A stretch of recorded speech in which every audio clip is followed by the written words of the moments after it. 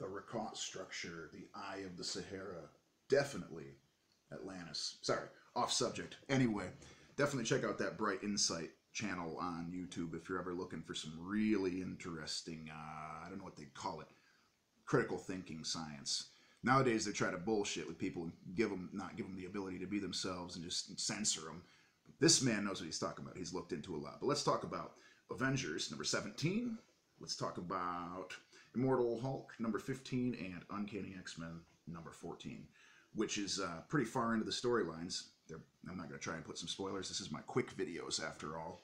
So that's probably not going to happen. I'll do my best. I'll do my best so you can watch this even without anything too crazy, any conclusive endings. But Blade in the Avengers versus a Vampire Army by Jason Aaron and Marquez. Again, we have the young man thing.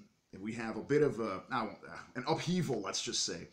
A lot of good stuff. It's actually kind of a one and done, but you would probably have wanted to read the previous ones. I'm loving seeing Blade with the Avengers, and I love the artwork. Straight up killer. Definitely check it out. Doc Samson, killed in action, but now one lordy later, and he's returned as the guy in the graveyard, or you know what I'm saying, says, Lordy! Anyway, Lordy, who says that? My pops says that. How old are you, bro? Nobody says Lordy anymore. We're too old for, or we're too young for that. And I'm 30-something. Anyway, you don't die if you're one of these gammas, basically. And they're showing the history of Doc Samson for the majority of it, as well as his history as the guy, the shrink for the Hulk. The Hulk is the Devil Hulk. We are confirmed, basically, because which is the World Breaker. And one preachy statement later, one long preachy diatribe from the author, not the character, later, which takes you out of the story a little bit. I hate to be the bearer of reality. It was killing me, man. But he's talking to Samson, and he says the long diatribe about how terrible humans are and the ones in charge. And doesn't seem to understand that no matter what, it would be the same way. Whether one person's in charge or another, somebody takes your place. This is the way of the world. We're kind of replaceable. Everybody is to a degree. Not to say that we're not important. We're important. We're great. But that everybody, just be a little more humble. Be a little humble like Kendrick Lamar would tell you. Anyway, they go and they check out some stuff. I don't want to say too much. He's not dead. He's half dead. Now listen to that on SoundCloud. Smoke half dead. Oops. I'm getting right in your head. That was actually your right or left shoulder, the angel and the devil. Anyway, I don't want to say what happens in the end. It's a good issue. And Uncanny X-Men by the way, it was by, I have it written down, by Al Ewing and Joe Bennett.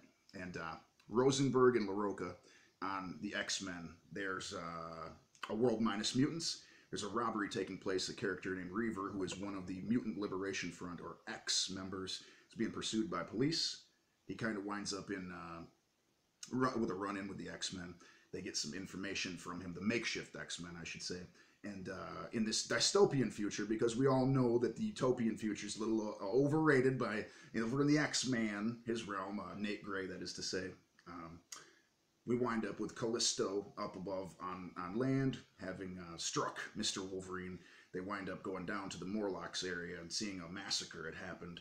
Coming back into contact with Chamber, the British talks to you through your head telepathic character, who is now leading the remaining Morlocks. He requests them to find them a new place to stay. They end up figuring that out.